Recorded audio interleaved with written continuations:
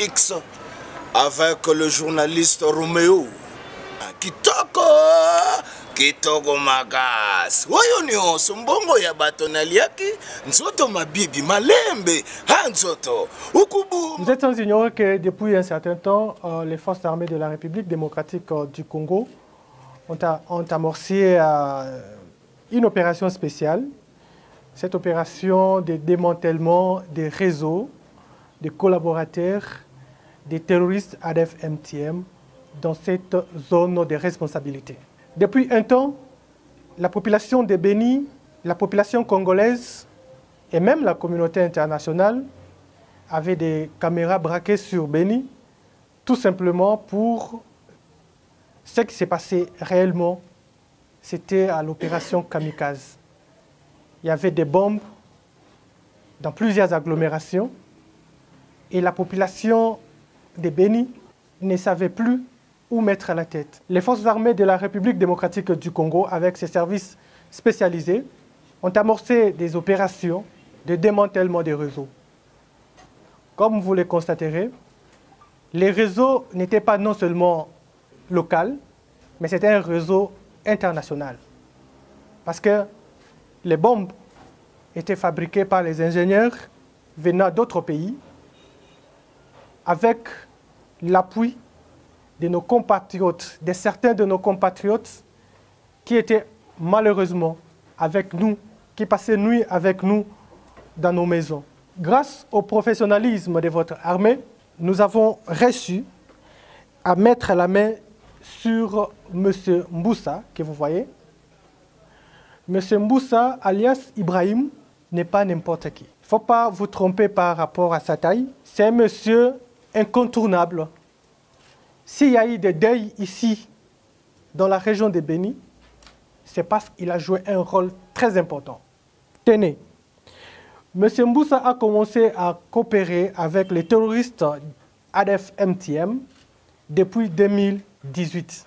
Premièrement, il était chargé d'accueillir les recrues venant de l'étranger et de les amener en brousse. Deuxièmement, c'est lui le chargé de recrutement de jeunes filles ou garçons au niveau local. Il a recruté beaucoup. Et parmi même les ADF qui ont reçu à fuir ces mouvements pour se rendre aux forces armées, la majorité de ces ADF l'ont reconnu comme maître recruteur.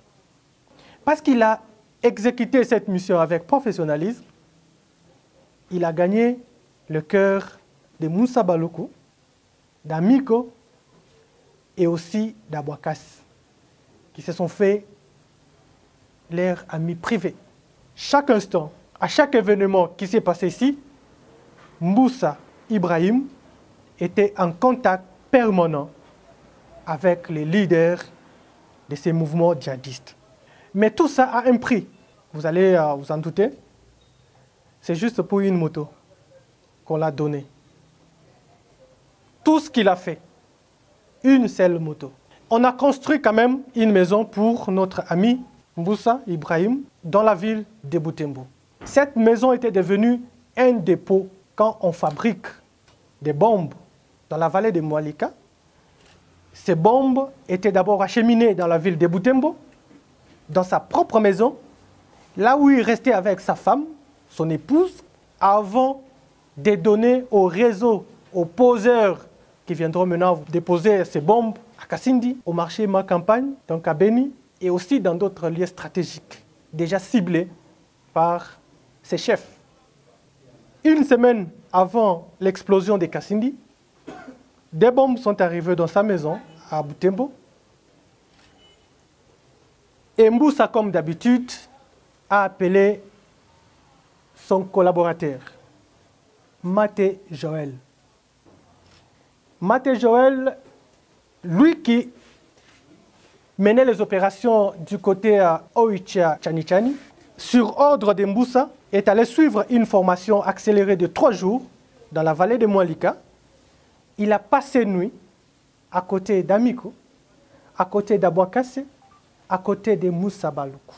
Après cette formation de 3 jours, on l'a donné $60 pour aller dans la cité de Kassindi et mener cette opération. Il est arrivé dans la cité de Kassindi, il a déposé la bombe à l'église Sepak, c'était le 15 janvier 2023. Et à 12 h, la bombe a explosé, faisant état de 17 morts et plus de 78 blessés. À 12 h 45 minutes, il prend son téléphone, il appelle Mboussa pour lui faire un rapport. Mboussa appelle la brousse et on les félicite. On lui dit, mission accomplie, tu peux prendre la moto et rentrer à Beni pour la deuxième bombe. Chose faite, il a pris sa moto, il est rentré à Beni et il a commencé à planifier la deuxième bombe et Mboussa a donné cette mission à une autre personne qui est allée déposer cette bombe du côté des Moulins au quartier Ma Campagne. Et cette bombe a enregistré plusieurs blessés. La bombe qui restait dans sa maison à Butembo attendait le déclencheur parce qu'ils utilisent souvent avec des téléphones. Celui qui fabriquait les déclencheurs était encore à Butembo et ça a pris du temps. Les services de sécurité qui étaient sur les traces sont allés jusque dans la maison de M. Mboussa et ont récupéré la bombe qui restait. Et cette bombe, pour votre information, était destinée dans une église catholique dans la cité de Oicha. Dieu merci, grâce au professionnalisme de notre armée, nous avons réussi à éviter les pires. Vous imaginez dans une église catholique, là où il y a des chrétiens concentrés à la prière et qu'il y a une bombe de cette intensité, on allait encore enregistrer beaucoup de morts. Ils sont au nombre de 22 au total que nous avons arrêtés, les collaborateurs des terroristes ADF-MTM dans cette région. Chacun a apporté son appui matériel, son savoir-faire dans la fabrication de ces bombes, dans les dépôts et aussi dans l'explosion de cette dernière. Beaucoup vont se poser des questions de savoir, mais d'où viennent les produits chimiques avec lesquels on fabrique ces bombes? Ça ne vient pas du ciel, ça vient de chez nous, ici en République démocratique du Congo, dans nos villes, Butembo, Beni, Goma. Votre service spécialisé a mis la main sur M. Nzanzu Munyangulia alias Santos. Santos est connu à Butembo comme commerçant. Il a un grand magasin, mais malheureusement, ce magasin ne l'appartient pas. C'est pour les leaders ADF Amigo. Lui n'est qu'un gérant. Les services de sécurité ont mis la main sur lui avec ses collaborateurs qui sont dans la chefferie de Bachou et qui avaient aussi d'autres boutiques. Monsieur Kambale. Dans le Bachou, il est connu aussi comme patron d'une boutique. Mais cette boutique ne l'appartient pas. C'est pour les mouvements terroristes ADF-MTM.